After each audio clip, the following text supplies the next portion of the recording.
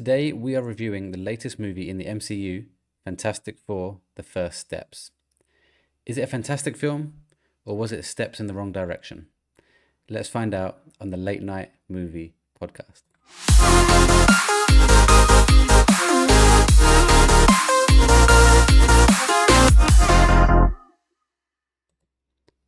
I feel like that was my worst intro yet, like my cheesiest one. No, that was. I think that was the best one yet. I love a bit of cheese, so I very much appreciated that It intro. was so obvious to use the word fantastic, and I was trying not to. Yeah. I feel like I have to. Yeah, you have to do that. But anyway, Sometimes the hello, simplest ones are the best. hello everyone, and welcome to the 30th episode of the Late Night Movie Podcast, your place for movie reviews, hot takes, and quiz shows. I'm your host Welchy, and joining me tonight are Mr. Pop Figures himself, Andy. Hello, guys. Yeah, excited to be back and very excited for this topic and to review this film. I'm buzzing for this one, so looking forward to getting into it.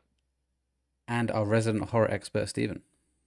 Yes, hello guys. It's lovely to be back as always, and I think this is the most excited I have ever been for what reviews are coming. So this is going to be a good one. I should have, in the cold open, I'm not going to edit it now and start again, but what I should have said is that we're also reviewing together today.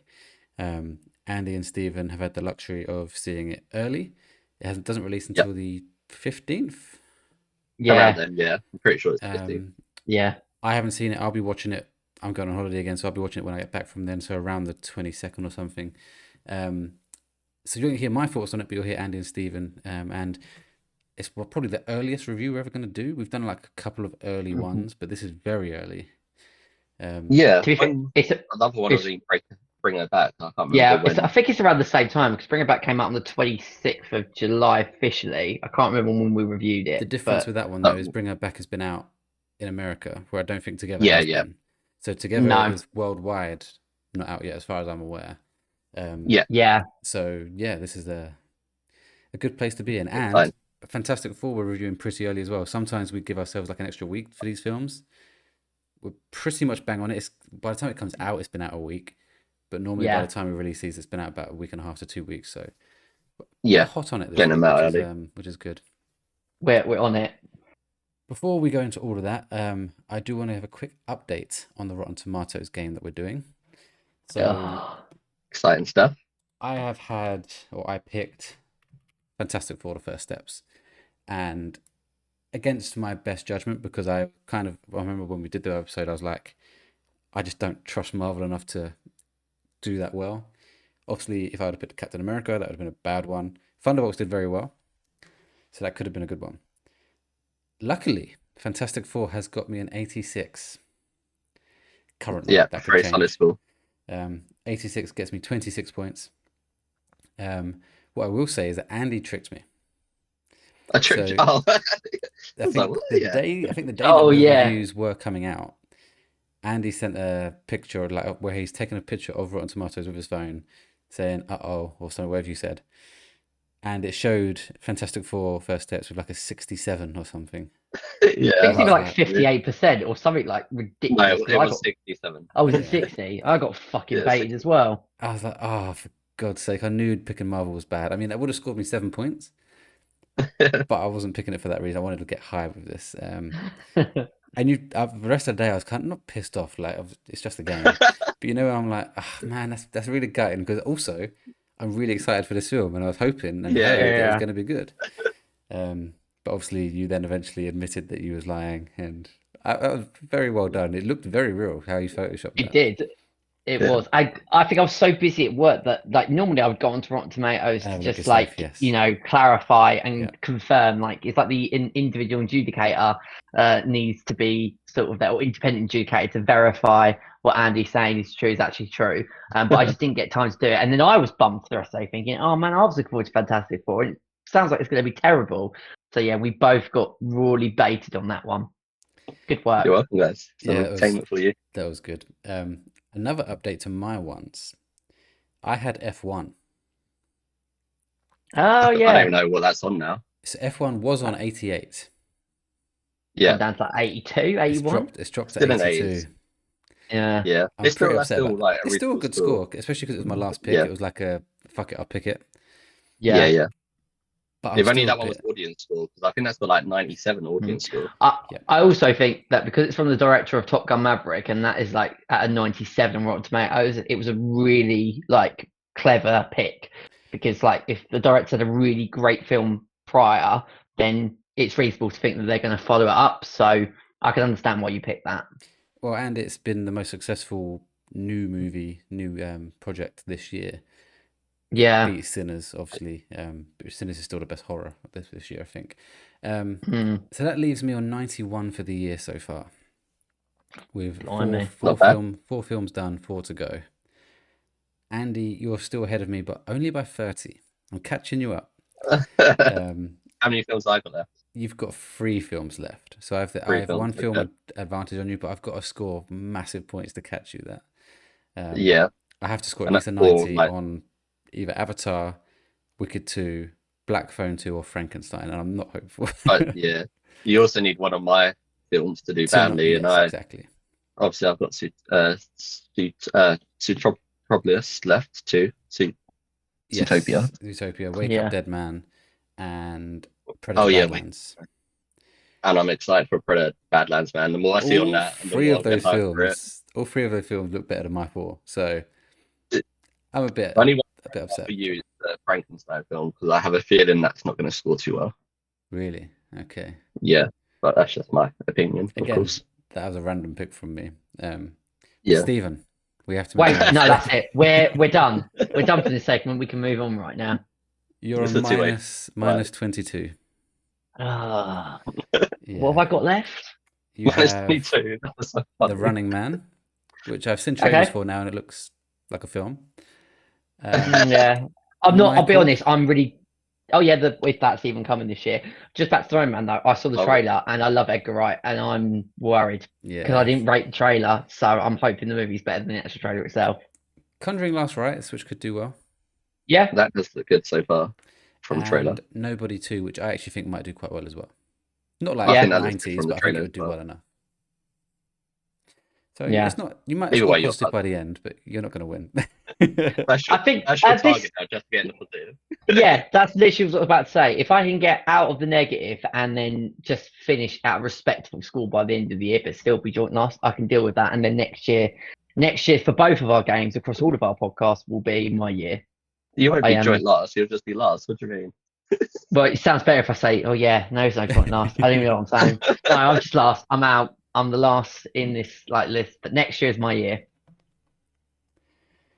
Yes, so I think the next film to release out of all of those is probably Conjuring or Nobody 2. Nobody 2 comes out soon. Okay. Yeah, comes out on the 15th of August. I think it comes out the same day as Together comes out. Because I think it's only an hour. All of Andy's are right at the end of the year. Yeah. Yeah. And to be fair, Nobody 2 is clocking in at about 1 hour 29. So if it's good, it could easily get like a 90 score. The first one got, I can't remember exactly what it got, but it did well the first one. I'll tell you what it got. This is why I find out it's like 72 or something stupid like that. I swear it got a high score. 84. 84, okay. So anywhere from 85 and above, I'd be happy with. We're a 94 audience, so it's a good film. What? What I will say is you still actually currently have the second best score, Stephen. It's just your other films have been terrible.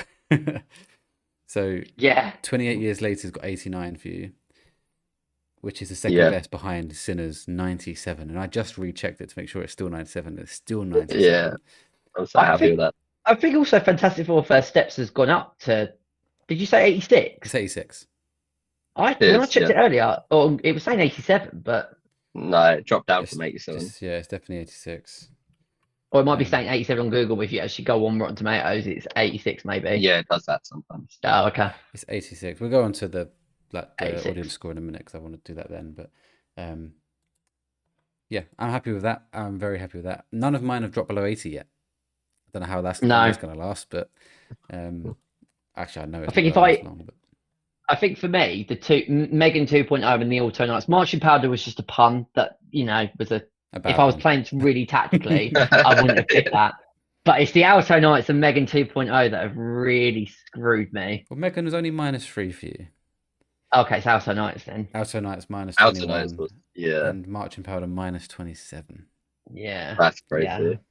Which, yeah, that's bad. It's not good. But yeah, thanks for that. That's going to be it for Rotten Tomatoes. Obviously, we'll keep updating as we go on. And we have an episode, I think, an episode planned at the end of the year to kind of wrap it up and see how we all did.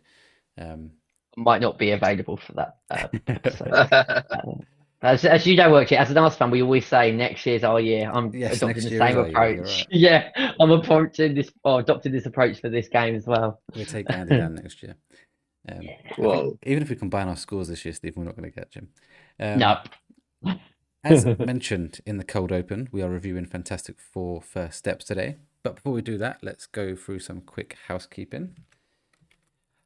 Of course, this is the Late Night Movie Podcast. We drop new episodes every week, typically on a Tuesday, although this week it's a Thursday because we needed time to all watch the Fantastic Four First Steps. If you enjoy the podcast, then please do consider following or subscribing on your favorite podcast service and also leave a rating, as that really helps support the podcast a lot. You can follow us on all major social medias. I'm really struggling today. On the handle at the LNG Pod. And you can join our Discord using the link in the podcast description if you want to chat movies, TV shows, and video games. If you're listening or watching on Spotify, you can also leave comments on there for us to read out.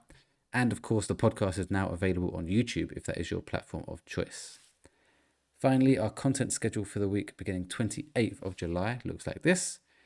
Tuesday, you had our Donkey Kong Bonanza review on the Late Night Gamer podcast, so go and check that one out if you're interested in that game. Wednesday, you had our Half-Life 3 episode 3 of the Let's Play release on YouTube. And Thursday, the day this is released, in the Fantastic Four Final Steps and Together review. Friday and Saturday, there will be Twitch streams. What I'm playing it, I don't know. It's between Expedition 33, Marvel Rivals Rematch. A bit of a mixture probably, but there will be streams Friday and Saturday this week. That is it for housekeeping. Obviously, last week we introduced the Late Night Movie Podcast Spotify playlist. And this week we're going to add a new song to it, and that is going to be from the one and only Andy. Hit us with what you got, Andy. Okay, so I've decided to go for something very recent. I did have another song in mind when you originally announced the idea of what we was doing, but I decided to go for something a lot newer in terms of link to a movie, and the song is called Happy Together by the Turtles. Yeah. Hang on. Happy Together. Happy Together. The Turtles. Yes. Okay. Not Teenage Mutant Ninja Turtles. So what is this from? It's from Together, the film. Oh shit. Oh shit. Okay. Was the song made for the film, or is it an old song? Mate, no, it's like a... I don't know. Sorry. Yeah, it's an older song. Okay, cool. Yeah, I was about to say it's like one of the... It was made for the movie. Came out in 1967, Welchy, just to throw it out there. Okay. Yeah. Okay. I knew it was old, but I didn't know it was old. It's actually, it's not actually in the movie, but it's used as the trailer music. And as soon as I saw the trailer for Together, I added it to my car playlist. And every time it comes on, I just forgot how great that song is. And it's a perfect demonstration of how a song fits the movie. And that it's really upbeat and joyous, but it suits the horror tones of Together absolutely perfectly. I actually think if there was like, we talk about what is the best trailer I've seen all year, I thought it'd be 28 years later. No, I think Together eclipses it as the best trailer I've seen all year, for sure. Cool, good choice, Andy. I haven't heard it. I might have, maybe I have. I've watched the trailer, so I must have heard it at least then. Do you want me to do another rendition of like, imagine me and you, I'll think about you day and night. No, that one. Yeah. Oh, of course I know that song. Singing no one about you. Okay, cool. I really hope there's like a talent scout listening to our podcast, and I then get pinched to be signed up to be the next, best maybe. record. You never know. No. I think I'd be crossing your name out there. Yeah, thanks for that. It'd be like Pearl. He says, "No, just not what we're looking for." Yeah. And I come out with a pitchfork. God.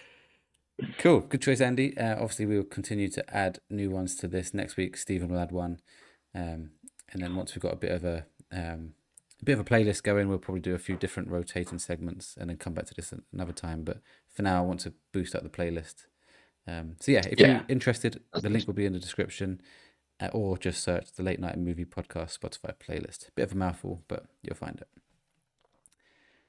Okay, let's move on to topic of the week. Topic of the week. Okay, so topic of the week this week, and it's our review of Fantastic Four: The First Steps. As always, we will start by giving our high-level, spoiler-free thoughts on the film, and then giving our scores out of 10. We'll then have a short section where we'll be talking about all spoilers that some people may want to skip. So just look in the... I think it's on Spotify now as well. Basically, I've got chapters now in the description or on Spotify itself or on YouTube itself. You'll be able to skip past the spoilers part and go into what will probably be our together review next, which will be spoiler-free, by the way. So if you want to skip it, then obviously skip it when it comes to it. But if not, and you want to hear our thoughts, then stick around. But before we give our thoughts, let's go through a few stats and figures. Budget. The budget for this film was 200 million, apparently. Which is not as much as I thought it was going to be.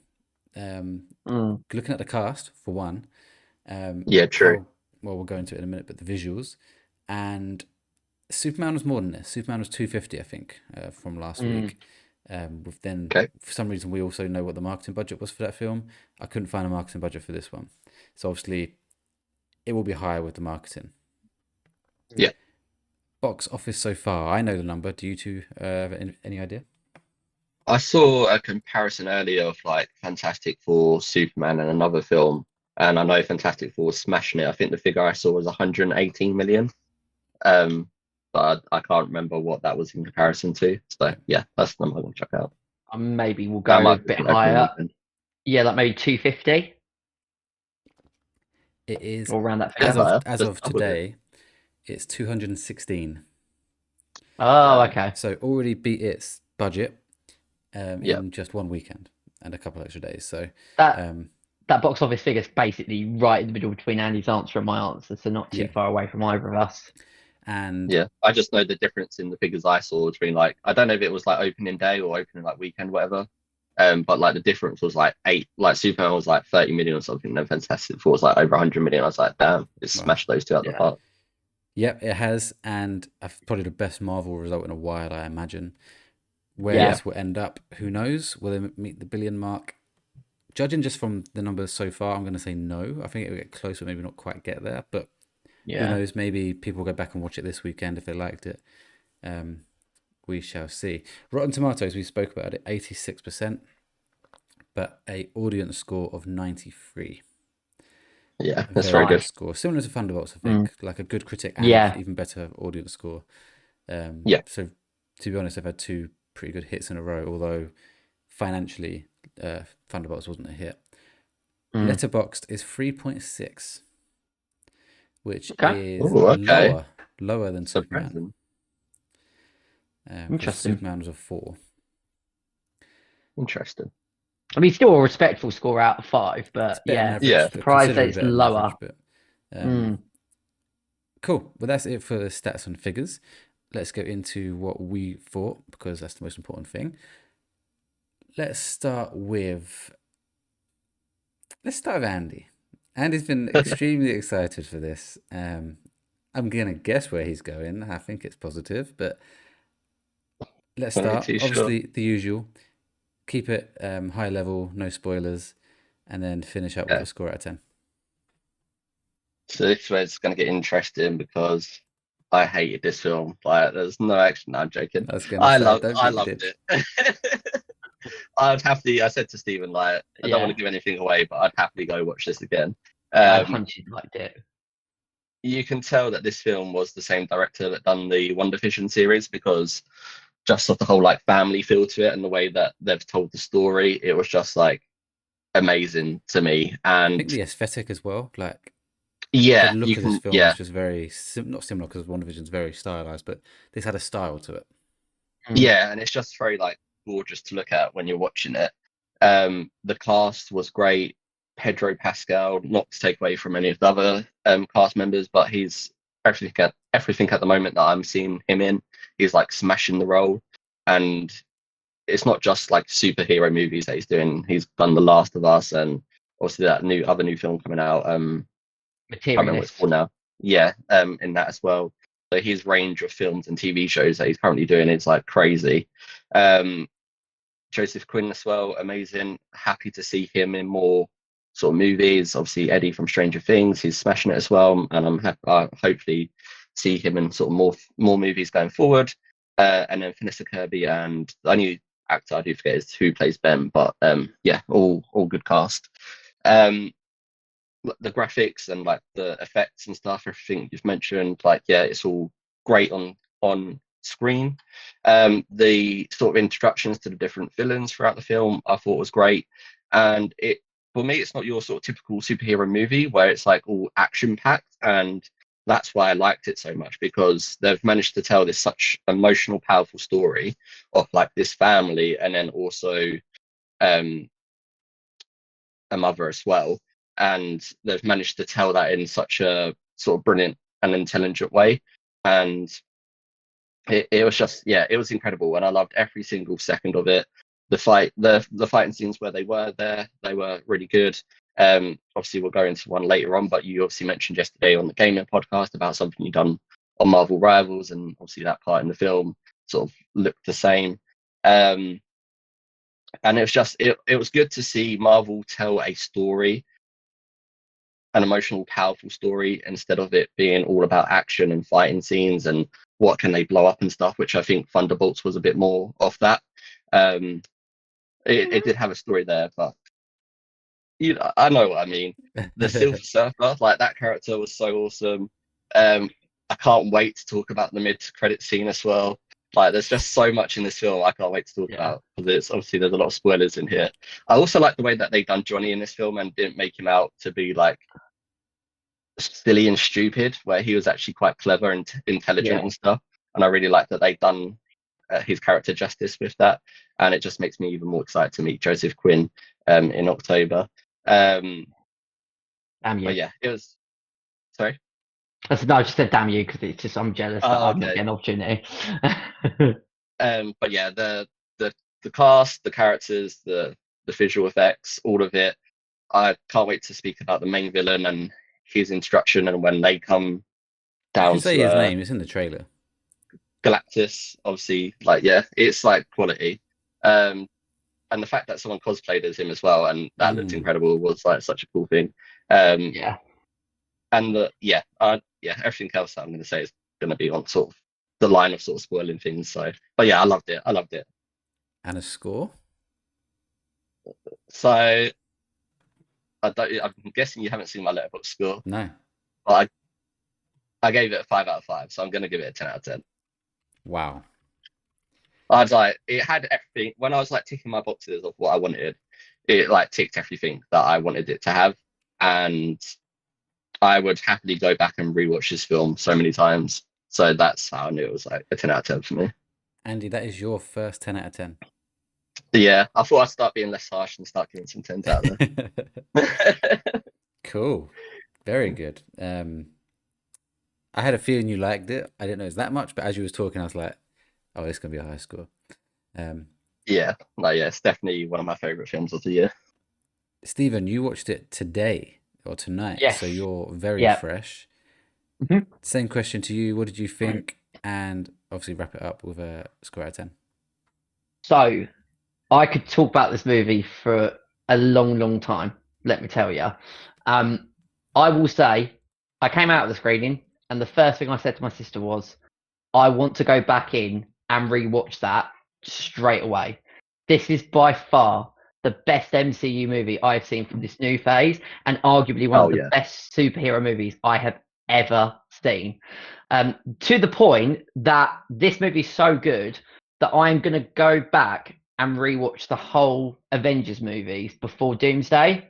Like, I was sort of feeling to myself, I'm kind of getting myself back into Marvel.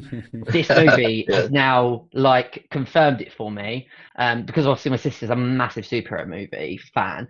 She's told me, I said I can't go back and watch like all of like the Thor's, Captain America's. I've seen a couple of them here or there, but like she said, go back and watch the main Avengers, like Age of Ultron, Infinity War, and then Endgame. Yeah, there's But a few others you could for a chuck in movie, there, maybe like Civil War, yeah, she the said the Guardians Captain films. America Civil War. Yeah, so before Avengers Doomsday, I'm gonna go back and rewatch those. But just this movie was just absolutely incredible. A lot of what I'm going to say is very similar to what Andy said, but basically the cast was just absolutely incredible. The story is just outstanding. It just encapsulated that feeling of family and like, oh, Franklin was just so cute. I was like in love with Franklin from like the second he came on the screen. And you're absolutely right. So many superhero movies only care about blowing stuff up or action, which those are sometimes really cool set pieces. But I love a movie that engages with the characters, that is really emotional, and then it makes those action set pieces much more intense. Like, we'll get to it later on in spoiler territory, but there are moments where, I don't know about you guys, where I was on the edge of my seat and I felt like my hands like tensing up and clammy up, because I was just so invested throughout the entire movie. I completely echo. I thought there was like great humor, and I loved that they made Johnny's character, as you rightly said, intelligent. I would thought of the first Fantastic Four in 2005, and then the Rise of the Silver Surfer. And although Chris Evans does really well as Johnny, he is a bit of a dim idiot, and they make him sort of a character, which I don't know if you guys remember, where he just wants to shag everything with a pulse. And I know that there's moments in the movie where we get a couple of quotes like that, but nothing to that sort of level. And just that whole family dynamic was just incredible. Did you know, Welchy, that who played the Silver Surfer, Julia Garner? She's in Yes. Wolfman, Yeah, and yeah. she's also going to be in Weapons. Yeah, And she's like in when it Ozark. I'm a big fan of her. yeah. So because when she popped up, I was like, I recognise her, and it took me to the very end of the movie when I then went on her filmography. I was like, oh, she's from Wolfman, and She's having she's a in great year Weapons because coming up. Wolfman is an underrated movie. Yeah. And from what I've been hearing about Weapons, yeah, it is Yeah. a very good year for her. I just thought the third act was just so engrossing. I couldn't take my eyes off it in any single second. All of the other bits that I've got here are just all spoiler territory. Spoilers. So I'm going to stop for now before I get too excited. But just an unbelievable experience. I thought this was going to be good because I like, I can't remember, what was the actress name who plays Sue in the film? Vanessa Did you Kirby. say? Yeah, because she was in Mission Impossible, and that was the first time that I saw her, and I was like, she was a great like supporting character in Mission Impossible, and I was like, I want to see more of her. So this is the first film that I've seen her take on the central lead, and she is a fantastic actress. And then, as you said, Pedro Pascal, what a year he's having, and just is just great. There wasn't any moment of the movie at any point that I started to feel bored or annoyed. From the second it started to the second it ended, it was just a joy. And one that I say for anybody, you need to experience it on the big screen. It plays with your emotions, and it is just an unbelievable experience. I mean, are we getting another 10 here, Stephen? We are getting another 10. This is by far one of the best movies. Not only one of the best movies I've seen this year, but one of the best cinema experiences that I've had in like the last decade. I'm not exaggerating. And as I was going through my notes, I was typing it and thinking, this is like the best praise that I can give of the movie, and it's that good.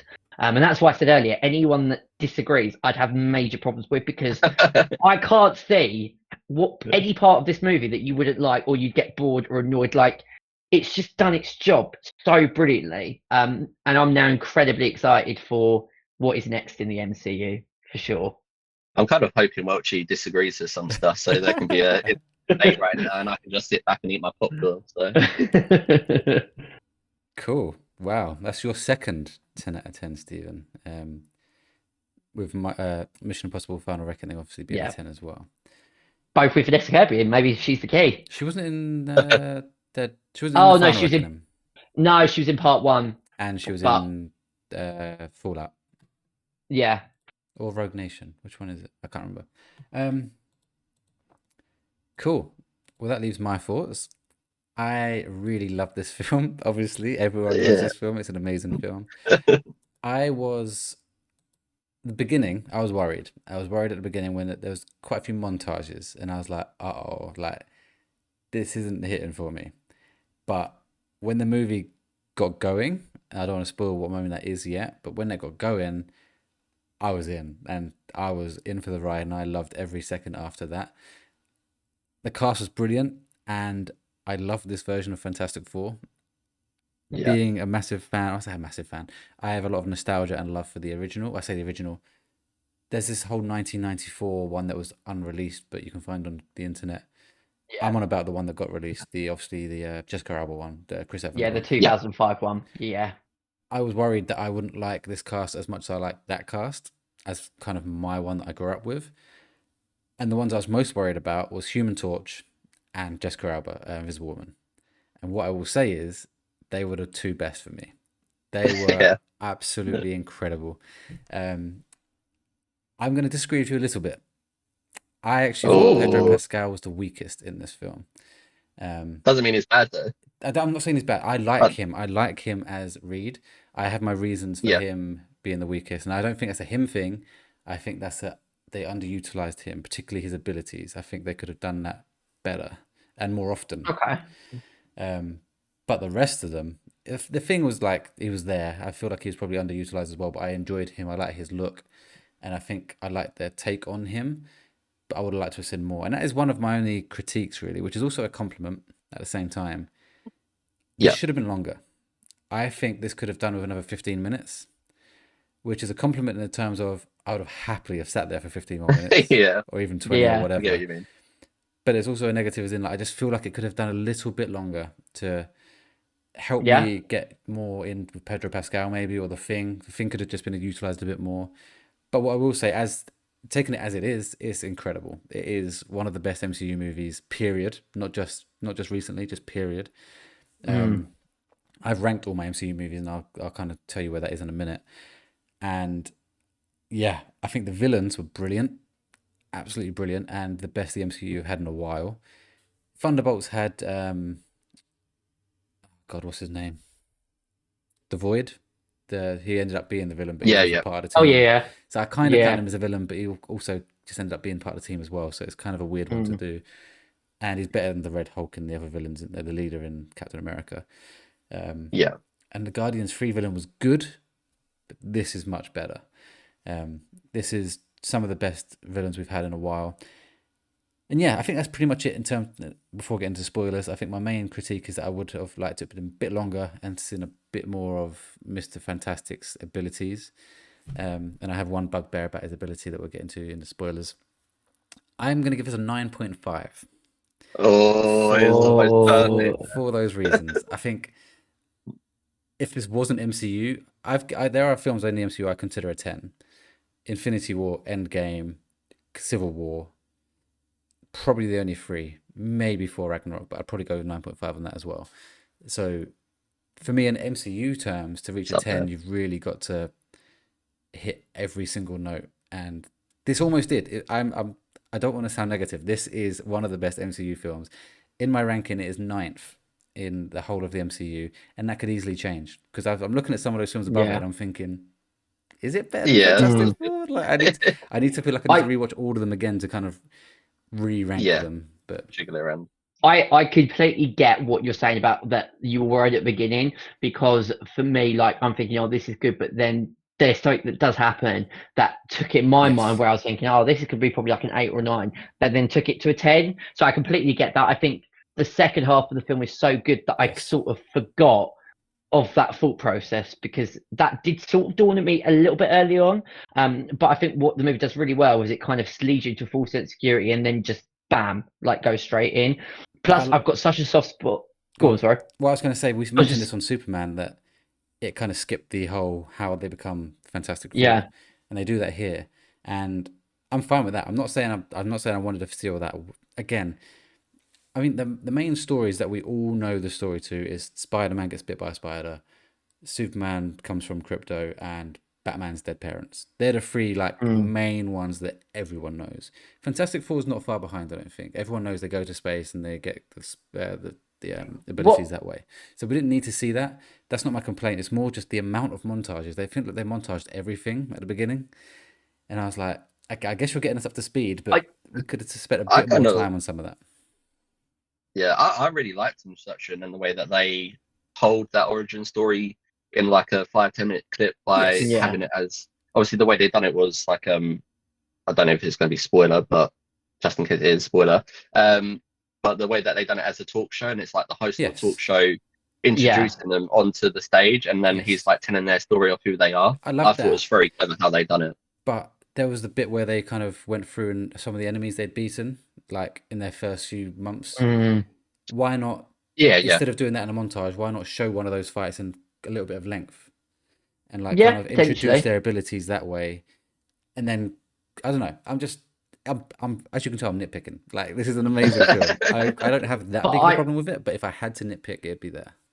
I think my counter argument to that is that as someone, I mean, I watched the 2005 and the Rise of the Silver Surfer, but we're talking like 10, 12 years ago. And as somebody that has been sort of out of love with superhero movies and now getting back into it, that montage sequence was great for me because it reminded me straight away of their origin story. Yeah. So maybe they were thinking of there are more and more maybe new people that are coming to Fantastic Four for the first time, so they're putting it in to cater for everybody, really. So for people that know the story, and there are still people out there that are probably not fully aware of Fantastic Four's origins. Kids or like young teenagers now who exactly haven't bothered watching those. And by the way, this is by far the best Fantastic Four movie that's ever been. Oh yeah. Oh, without any shadow of a doubt. Yeah. We're not going to talk about the 2015 one, which is an absolute shit show, but it's obviously better than the other two as well. What I would also say is we spoke about it last week. I mean, I still enjoyed Superman, but this made me go. I went to my sister like, "Wow, that makes Superman look like a pile of piss." Like, if James Gunn wants, but I come out thinking, oh, there's levels to this. Like, there's this, and then there's Superman. Which you also got to consider that Superman's an introduction to the character, like to the universe as well. We're in the MCU was so far in. They're like, right, just do this, bang, and we're like, whoa, this is like amazing.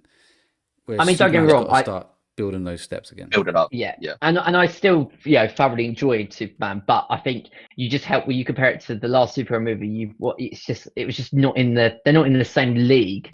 Those films, and I'll tell you my big thing. And last week I said about Superman is I couldn't really decide why it wasn't higher than an 8, and I said I think it's because there was no high stakes and like no like emotional pull for me.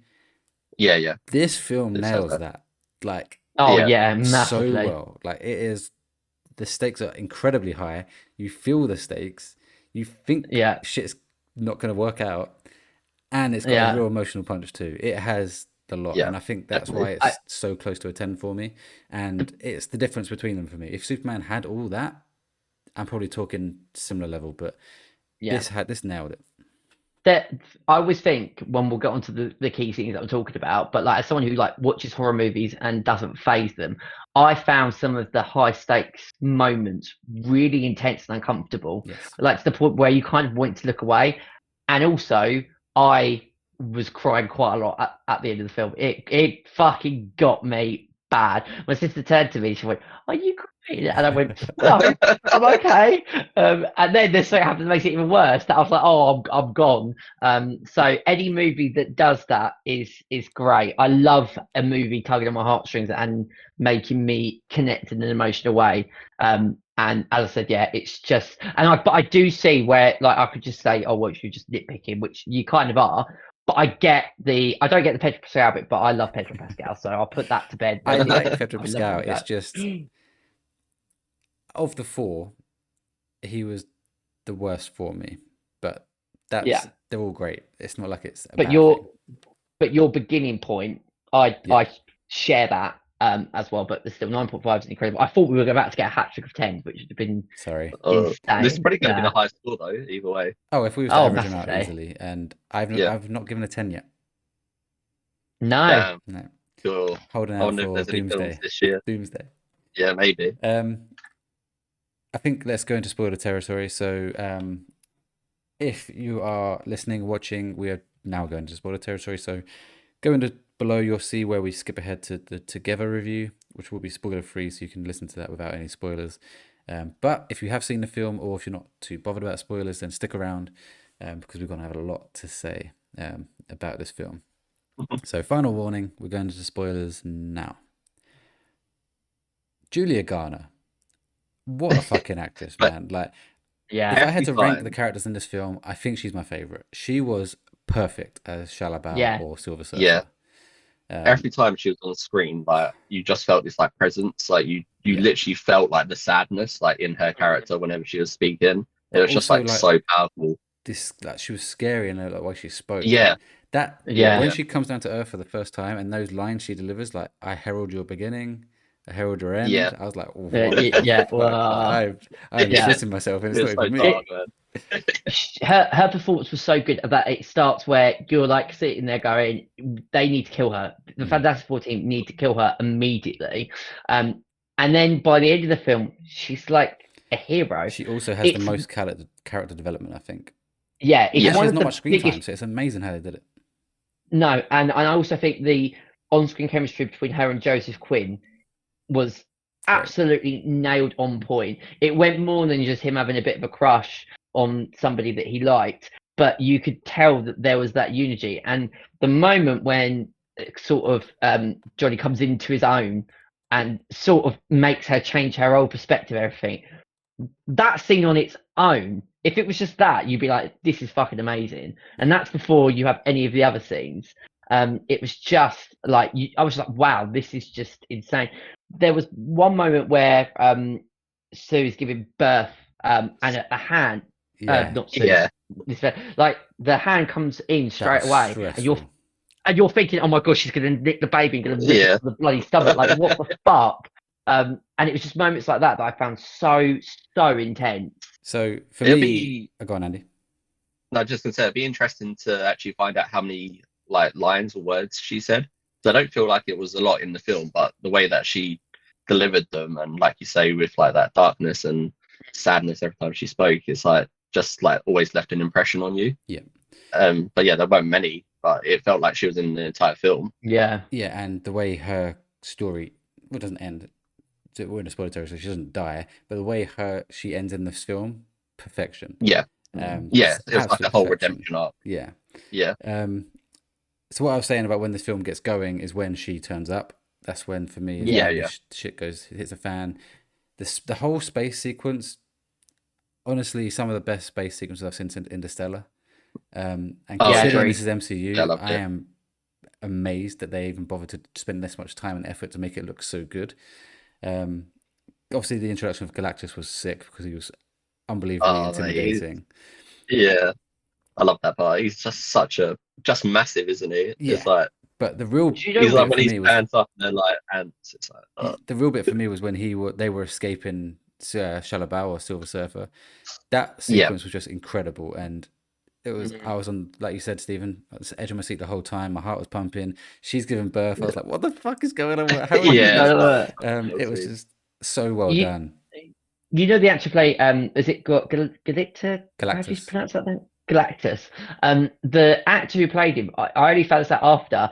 He's like the guy that does like the adverts for like you've been Mr. PPI, and it's like he's like a British actor. If you, I watched an interview with him. His voice is unbelievably deep. Yeah, naturally deep. So I understand why I picked him.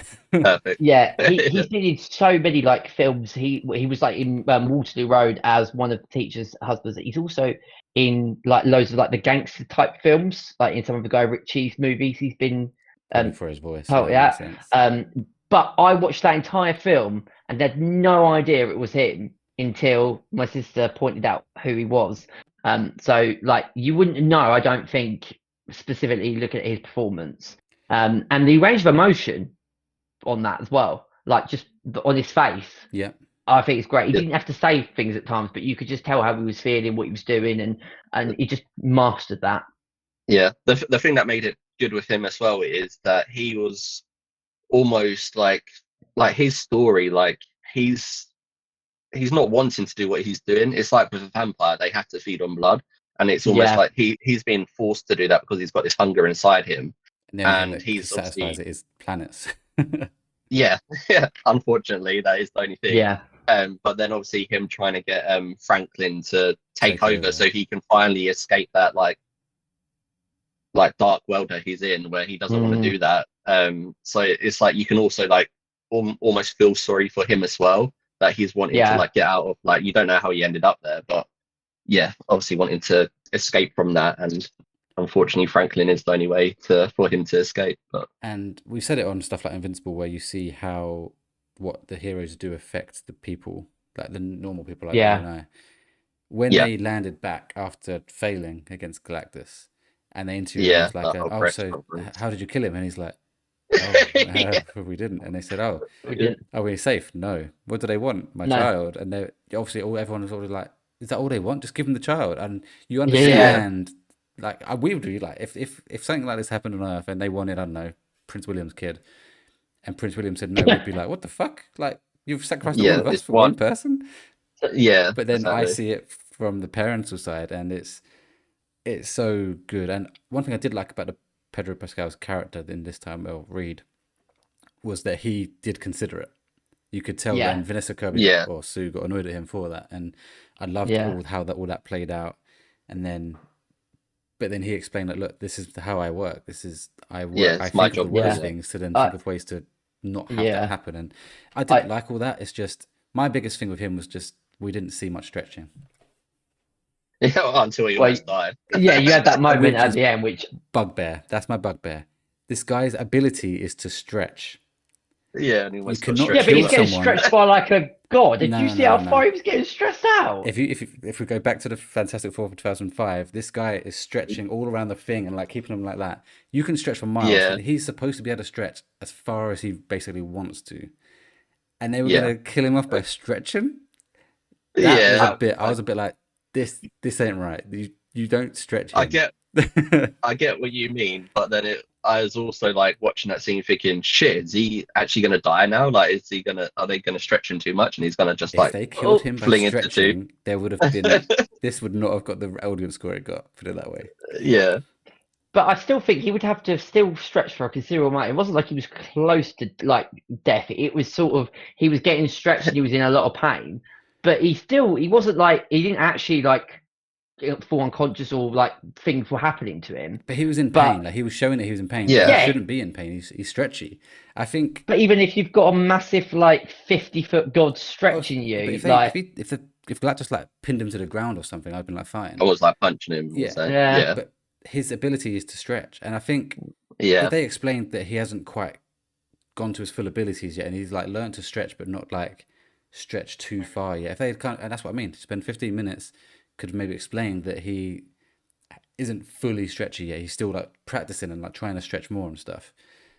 Yeah. It was even stuff like when they were just walking around the building, he'd walk to things, and I was just like, why not just stretch your arm out and get it?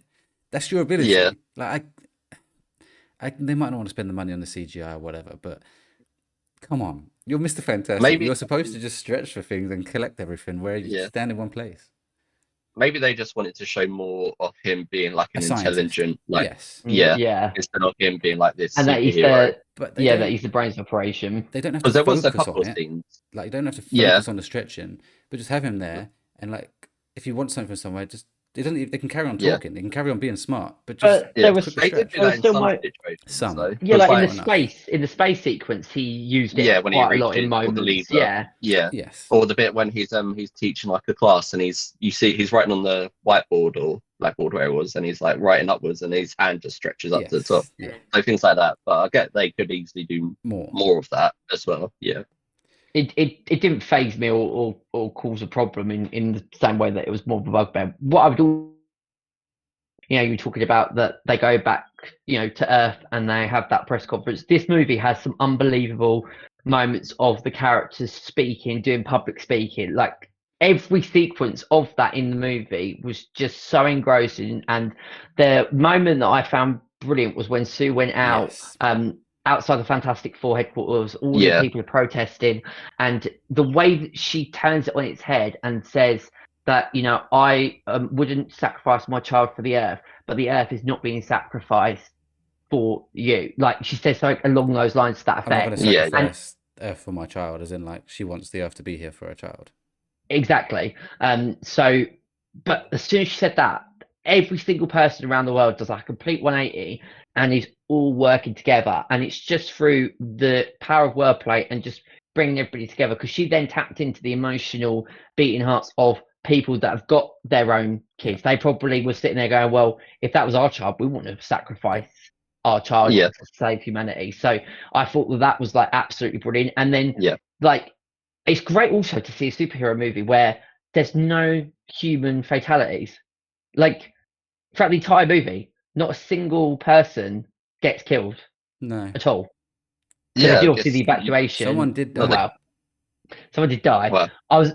I was about to say, like, halfway through, thinking, oh, is no one going to die in this movie? That's going to be a rare thing. And then obviously it hits. But I like that because, like, sometimes, like, we talked about Invincible. Invincible does it really well, where they're not just killing off people for the sake of it. You feel the pain that, like, Mark has and all of those kind of things. But I feel like things like Batman versus Superman, for example, they kill off loads of people and no one ever speaks about it ever again. It's just there. And I think some of the Marvel movies can do that. So it's just nice to see that the writers didn't feel they needed to do that.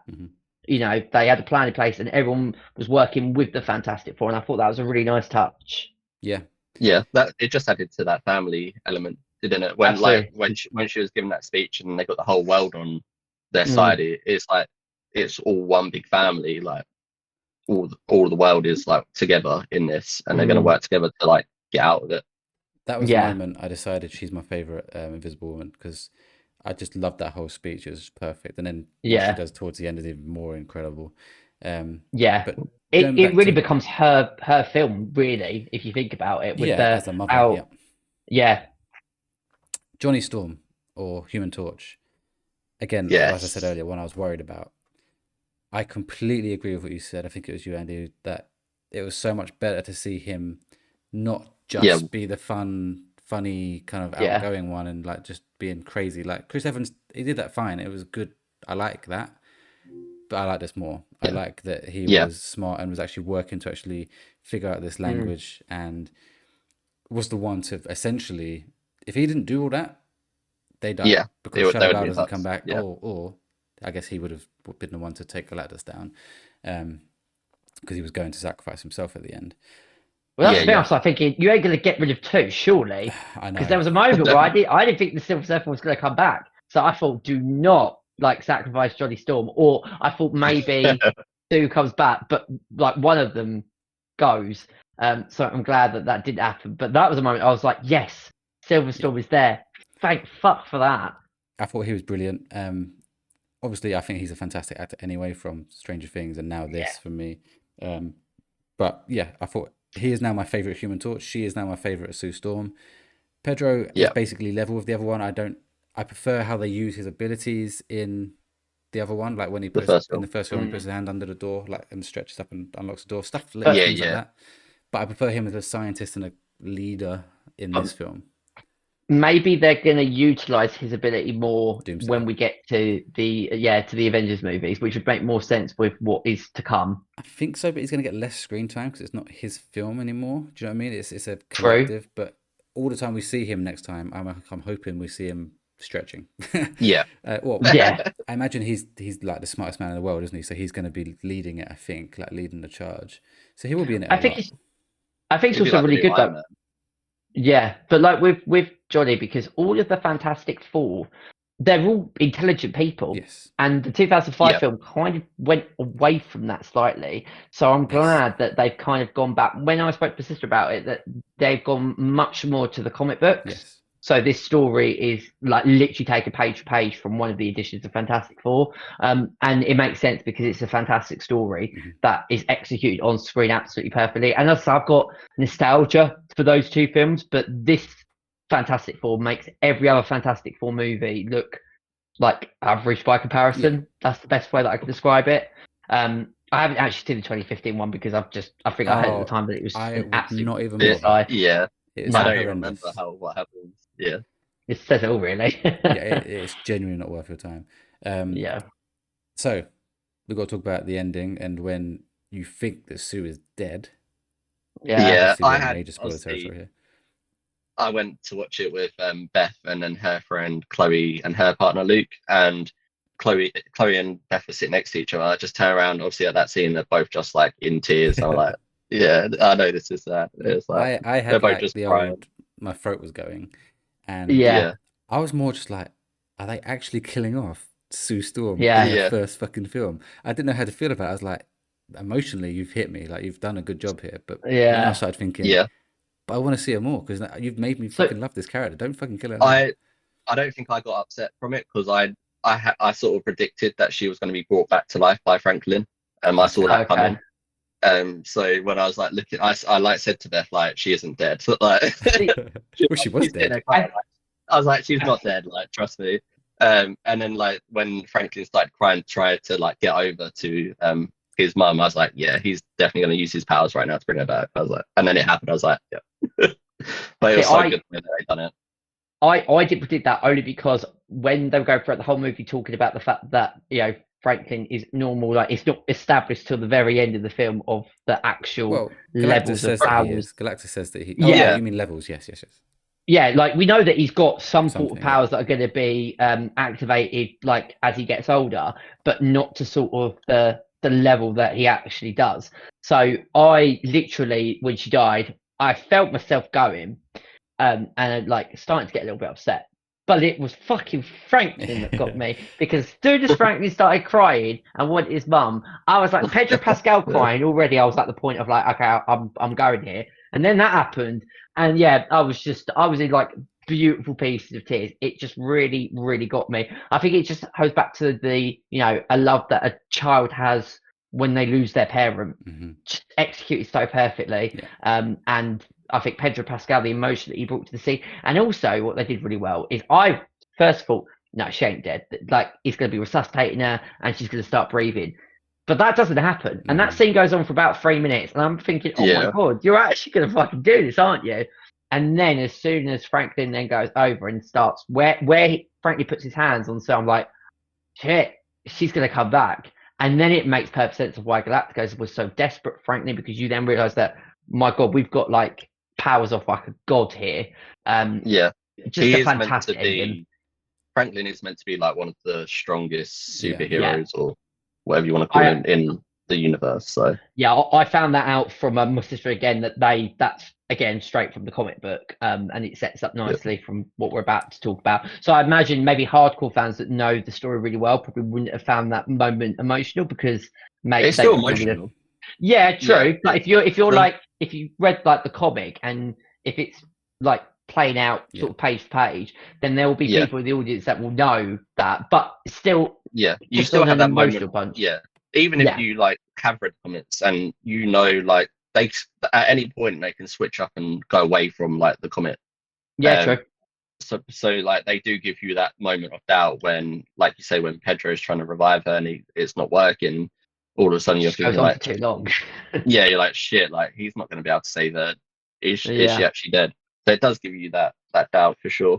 But yeah, obviously the scene before that is showing like a mother's love for their child, obviously, and that's obviously I think with Sue Storm she's the only one where you see her true power and how strong she can be with what she does in this film. Hopefully you'll see more of the others. Some people are not happy with that because some people feel like it diminishes Galactus, because Galactus is supposed to be this all-powerful being, and he got beaten by Sue Storm. My argument is that he didn't get beaten by her; he just got outsmarted in that occasion. Yeah, she lured him into the trap, so it's more that she's really that powerful that she can push Galactus. I don't think it's.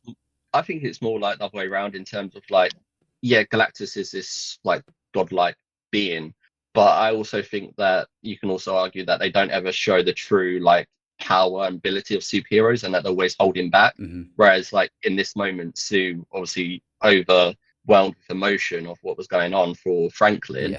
She like unleashed this other power that she has, and then obviously showed it in that scene. I saw it the same way as you. I saw it as like she was able to like unlock her full power because of her love and fear for Franklin. My other argument to that would be, to those people that didn't like that, is she fucking died. It cost her life. So and it wasn't the norm. He's not dead. You know, he's just away somewhere. They just diminished him to the farthest corners of the universe. So it will take like millions of years for him to ever try and get it back onto Earth. Go on. No, I was just going to say, just like as well, like in the build up to that, when they are trying to bait Galactus onto the spot where they want him. Obviously, there's like those moments where you've got Reed like doing his magic and trying to think of smart ways to defeat him, and then like the first one is obviously trying to teleport them away, and then Silver Surfer comes in and destroys all the pillars. So close, and you're like 10 seconds away.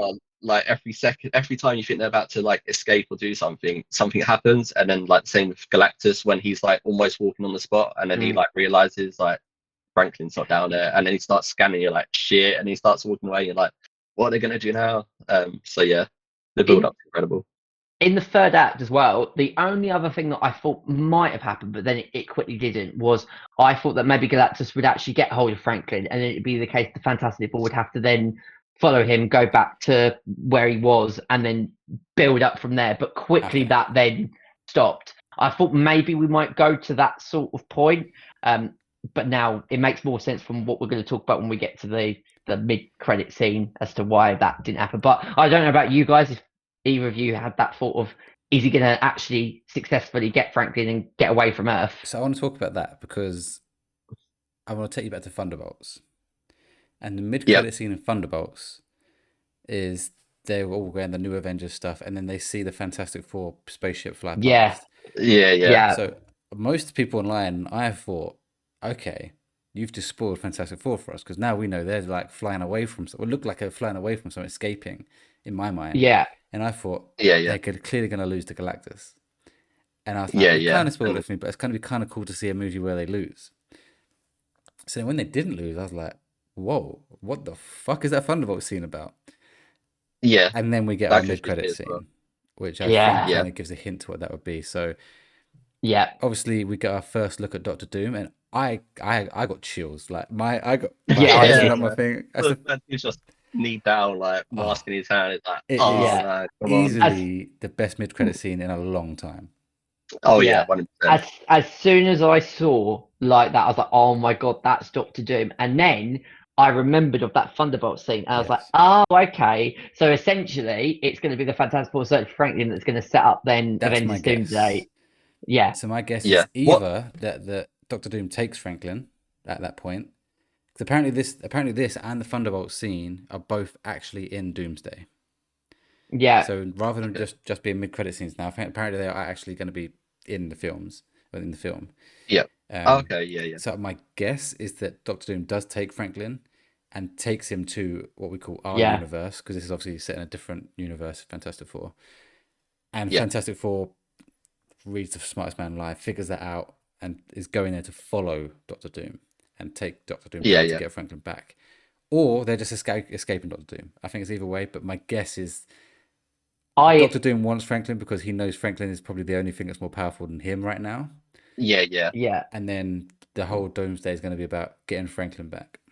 So I also believe that, like, I think it's going to be the first, and I also think that what's going to happen is that the Fantastic Four are going to go to like the X-Men universe, and then they're going to meet like Doctor Strange, and then it's going to build up until they have that massive army who's then going to be like, right, we're now going to collaborate and then take it to Doctor Doom. But I think that's going to start by the Fantastic Four's pursuit of trying to get Franklin back from Doctor Doom. I think it's inevitable that he is taken, unless they do something completely different. But that would now make sense with the Thunderbolt sequence as well. So the other I thought. No, sorry, I was just going to add, like, there's a part in the film where they first go to Galactus, and then they're obviously trying to escape, and there's like Reed says to like them to like Ben or whatever, he's like, just take us anywhere. And I thought at that point they was going to go to Earth, like another universe, and I was like to Beth, like, shit, they're going to go, and then they just went back to their world, and I was like, oh, okay, maybe not then. But yeah, obviously, it all makes sense afterwards. So one of the other theories is that what Doctor Doom is going to be doing is taking down the, what do they call them? There's like one central character in each universe that is kind of pinning it all together. And when that character is taken away, the universe collapses. So there's like one kind of central hero. So their theory is maybe that Franklin, for some reason, is the one in this one. And when he takes it away, things start to go to shit. I agree that he's going to go to the X-Men universe and he'll take out whoever the one is that one. And then that universe will collapse. And then he'll go to the, what's the other one that's probably it, actually. Then they'll go to R1, and there's rumors that everyone's kind of guessing who's going to be like the central being, or whatever it is called. There's a name for what they're called, like the Anchor. I think it's called the Anchor. Yeah. My thoughts are Spider-Man potentially being the anchor for this universe. Everyone's forgot about. And no, spoilers for Spider-Man. No way. Everyone's forgot about Doom's Spider-Man. Not in that universe. So Doctor Doom. True. Probably doesn't. Yeah. And they don't forget about Spider-Man. They forget about Peter Parker. Oh yeah, People know Spider-Man's a thing, just not who's Spider-Man. And then it could be, some people say Captain America, but he's now gone, as in like the old Captain America, Steve Rogers. I don't want him to make the new Captain America the central anchor, personally. It's interesting because you would have argued Iron Man would have been the one, but he's already gone. Yeah. It's going to be also really interesting because we've got we've got Spider-Man 4 coming out next year. Yes, before Doomsday. Yeah. So it's coming out before Doomsday. Doomsday got delayed to December. Oh, okay. Because I was thinking if we get Doomsday before Spider-Man, then obviously that answers that question that Spider-Man's not going to be part of it. But the fact that it'll be before opens that door nicely. The other thing that this isn't a critique. If there's one little critique that I would have given this entire film, would be: can you imagine how cool it would have been if we actually saw Robert Downey Jr.'s face as Dr. Doom? But that's the other theory, Stephen. The other theory is that it's not Robert Downey Jr. Yeah, and they're playing us. They've pulled up a smart one on us. Yeah. Well, they also, the actress who plays Sue did come out and said that Robert Downey Jr. But is she bullshit? Of course she did. Like, they've been told you have to say it's Robert Downey Jr. Like, is he? Because apparently he was on the set. As far as they are aware, they might think it is Robert Downey Jr. No, but they've been filming. They must know by now. Yeah. I don't know. They might have kept it all under wraps. What would have been clever if they filmed like 3 different Doctor Dooms? They had to guess. Yeah. I did see. I don't know if you guys see it on TikTok tonight. That someone's done an AI rendition of what Downey Jr. would look like, and like, imagine how sick that would have been. It looks fucking quality, but now I didn't know about the other theories, so like I've got some really good questions, but I can't even say it's just get me to Avengers Doomsday, because I am now like so hyped and on this hype train for it. I think this is going to be incredible. Yeah, this is the most excited I've been for a long time. This kind of past Endgame has felt a bit like up and down, up and down. Shang-Chi was good, then you got a shit film like the Marvels or whatever. But now 2 back-to-back good ones, Thunderbolts and this. Spider-Man, 9 times out of 10 is a good film. And then we're at Doomsday. So even Captain America I enjoyed. It was a good film, but this year for me it's the worst of the 4 superhero movies this year. No, I agree with that. But out of the films that have come since Endgame, it's definitely not the worst. I just also think that Marvel doing the quality over quantity seems to be really working. You say that, but then they've released like 3 films this year, and it's like that's crazy compared to what they did before, though. Yeah, I know. Yeah, they have. Obviously, I know they have focused on quality. You can definitely see that with these 3 films, mostly Fantastic Four. But the fact they managed to do that quality and still release 3 films in 1 year is like incredible stuff. Yeah. Cool. Well, you can tell we're all fucking excited about this movie. That was the most like positive thing we've ever spoke about. Yeah. I think we've all said our piece on this. Obviously, there's so much you could talk about, but I can't wait for this to be on Disney Plus to watch it. I'll be rewatching. It's probably a bit too scary for my daughter, but I might introduce it anyway. I'll be saying this because I normally been watching like the MCU movies and they're not going back. I will be rewatching this. Oh yeah. Like I'm even contemplating like going back to cinema again at some point to rewatch it. Like if I have an evening where I'm a bit bored, I've seen everything in cinema. No, Fantastic Four still showing. I'm there. Like that's how good the movie is. It deserves to reach the billion mark or like near it in my eyes. It's the best. There is one thing I'm annoyed about. Go. Odeon didn't give us a poster. Where are the posters, man? We got one with Superman. I was like, Fantastic Four had such a cool like image before it even came out. And I was like, I hope we get a poster from Odeon to be able to get for this film. But they didn't give any, so I'm disappointed. The coolest one was the popcorn, which had all the different layers of the Fantastic Four. That's like 30 quid. You don't want to spend that. And they also had, I don't know if they had it in the UK, but in America they did have a big Galactus one as well. And you literally had to put it together. It was so big. And it's like, just sums him up. Yeah. Cool. Well, let's move on because we just spent half an hour just on spoilers there, which is kind of insane. Such a good film. But let's move on to another film that you 2 have watched, and I'm very excited to watch myself. So no spoilers. Yeah. And that is Together. Which you saw yesterday. Yeah. Yesterday night. And as of recording, it's the 29th of July. So you watched it on the 28th of July. It doesn't come out until the 15th, I think we said, of August. So almost 3 weeks early. Away. let's start with last time. Start with Andy last time. I'll start with Stephen.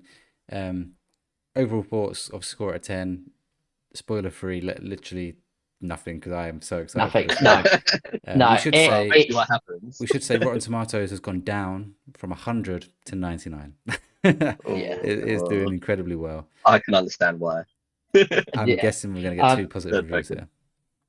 So, I was incredibly excited for this.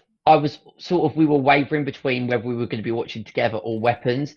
Cool, Monday afternoon, this was a Scream Unseen, so you didn't technically know what you were going to see, did you? The only way that you get an insight is the age range. So they're either Scream Unseen for 15 or Scream Unseen for 18. They also do release clues in the build up to it. So they release 3 clues giving hints of what it might be. But then those clues are usually down to interpreting the way you want to interpret. Did you see, Andy, though, that people slated the second clue for Together was certified fresh because of it being fresh on the Rotten Tomatoes at 100%? People were like, fucking hell, that's the clue? How shit of a clue that is. I didn't clock any of that. I don't really get it from the clues. But I had a hunch that Together that Weapons was going to be rated 18. And then Monday afternoon, I've been checking it every day on like the BBC website, and it has got an 18. So I said to Andy, we are definitely seeing Together. It would have been mad if it had been like a random horror movie that no one had any clue about. But once it popped up Together, I was like, let's go. I've obviously slept on it. So what I was going to say yesterday as we came out and what I'm going to say today is slightly different because I've had time to process and think about it. What I will say is that this movie is an absolute masterpiece in showing codependency and relationship issues, adding with really good body horror. The more and more I think about it, the more and more this feels very similar to The Substance, which I reviewed last year. Which was like, when I look back at my top movies of 2024, I think that was 3rd. I love body horror as a genre, but I just think this is just so well written and clever. It's definitely a really fucked up movie, and there will be, when you come out of Welchy, you're going to be like, hey, what the fuck did I just watch? And there'll be a lot of questions, which, what was weird is me and Andy were talking about it, which we won't go into obviously today, but I don't know if you agree, Andy, the more we spoke about it, the more clearer the movie became. And the more I then thought about it, like today and then last night after our podcast, I was like, okay, so it now makes kind of complete sense to me. And a lot of those questions from Speak of Andy and then looking at stuff online, I've got like a really sound knowledge of the movie. The performances from Alison Brie and Dave Franco, excellent. I mean, obviously they're married in real life, and like I didn't know that. That's cool. Yeah, they're married in real life. But they kept separate names? What in the surnames they play? They got different surnames. Oh yeah, sorry, yeah, they've got different surnames. So I'm assuming they've kept it because they're both actors. Okay, it was a very realistic take on couples' relationship problems, as I said. It had some really fucked up moments along with some funny one-liners, and it just marinates and comes together like beautifully. I can't believe that the movie is 15 for some moments, but again, I'm at this stage of where we are now with horror and where we were 10 years ago. We've come an awful long way. There were some really like moments where I was sort of feeling quite tense and clammy, similar to like Fantastic Four. And I did jump once. I know Andy jumped once as well, which then made me jump because he jumped out of his seat. I'm like, what the fuck? But there was one moment that got me, which takes a lot for me to get sort of out there. But I just thought it was incredibly well done. Very, very good. Very, very clever. Will be one again that I'll go back and rewatch. I think there will be a lot of hidden Easter eggs and bits that you didn't pick up first time. And the trailer looked amazing. And I do think the movie lived up to the trailer and the hype. And there's a reason why it's 99% on Rotten Tomatoes. And what's your score? So, I was thinking long and hard about this. I am going to give this a 10. Oh wow! The way you were talking about it was more like it was going to be like a 9 or something. But so last night when I came out, I said to Andy, I was like, I know already what score I'm going to give it, and it was a 9. I had it at the same place of Final Destination Bloodlines, but I just think the more and more I think about it, I enjoyed it as much as Final Destination Bloodlines, but I think the story is more clever, and I think the performances are much better. I mean, Final Destination Bloodlines is so good and so fun and has characters that you really believe in. But I think this has just been better written. I mean, Michael Shanks, who directed, this is his directorial debut. He's not done any other film.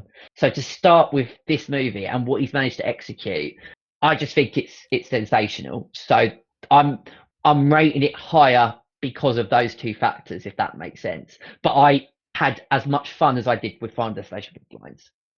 Wow. I knew it was going to be a good film, but I think you're becoming too lenient, Stephen. You're giving too many 10s out. What's going on?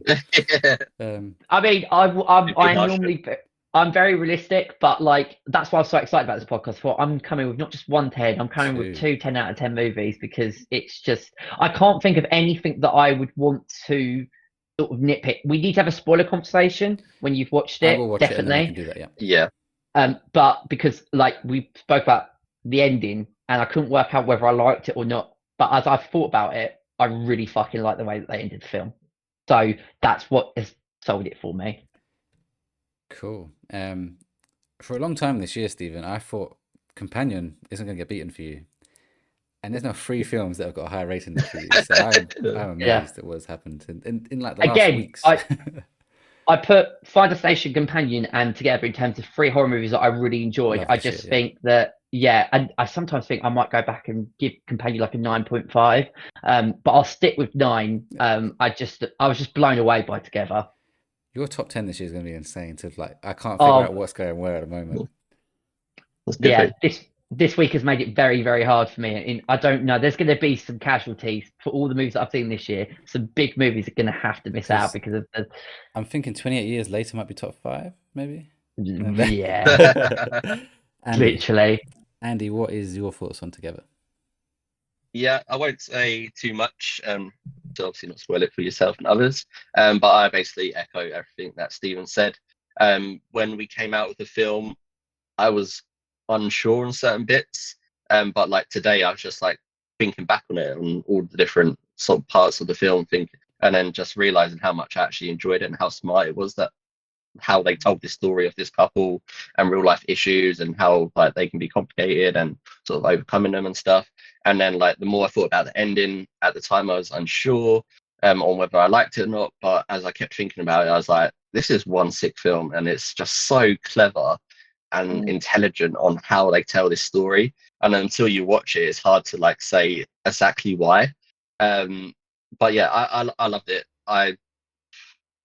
It's going to be up there for me as well. From like the beginning to the end, you felt this uneasiness about it. There was a few bits that made me jump, and when you watch it, you'll probably realize which ones those are. The other thing I thought they'd done well was that with the trailer, they showed certain things, and sort of going into the film, when those scenes were happening, I was thinking, oh, I know what's going to happen here because I've seen it in the trailer. But then what actually happens was not what happened. Like they sort of don't show enough in the trailer to make you like see the rest of the scene. And then when you actually see the rest of the scene, you're like thinking, oh shit, that's not what I thought was going to happen. And then those scenes were like really like make me like almost look away of how like disgusting and creepy and freaky it was. So yeah, it's definitely up there, and I'm starting to find a bigger appreciation for like horror film. Even though this made me jump, they weren't actually like massive jump scares. Like I don't even know why I jumped, other than one particular one.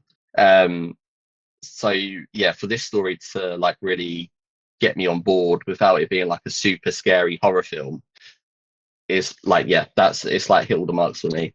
And I'm starting to see like have a bigger appreciation for horrors in the way that they tell the story and different things like that. I'm not going to rate it as highly as Stephen, just because I don't want to say why until we get to spoiler. I had mentioned it to Stephen. It's like one of my main things about horror films and where it like lets me down. No, I know what that is anyway. So that being okay. But even like the more I think about that, the more I'm like, I'm starting to like it in this film. Like the more I think about that particular part.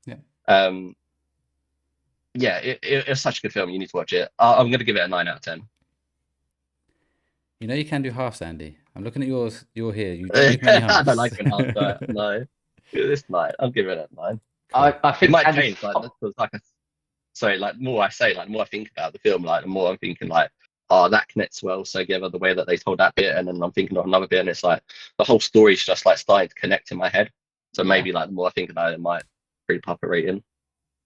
I think, and like I'm sure Addy agrees with me that we had a real proper chat from when we left cinema to when I dropped Addy home. We just spent the entire time just literally talking about that movie, and then I think both of us today have thought about it, and it is one that the more you think about it, like I was like, oh yeah, that adds to this, and yeah, it's one that I like. Similar to what we just did with Fantastic Four, I think the spoiler chat together is going to be incredible. Plus, I also think Addy's finally going down the route of me where the movie doesn't have to be scary to be a really good horror movie. This, so if you can look deeper, and I'm so proud of you because you're starting to see where I've been saying to you for ages.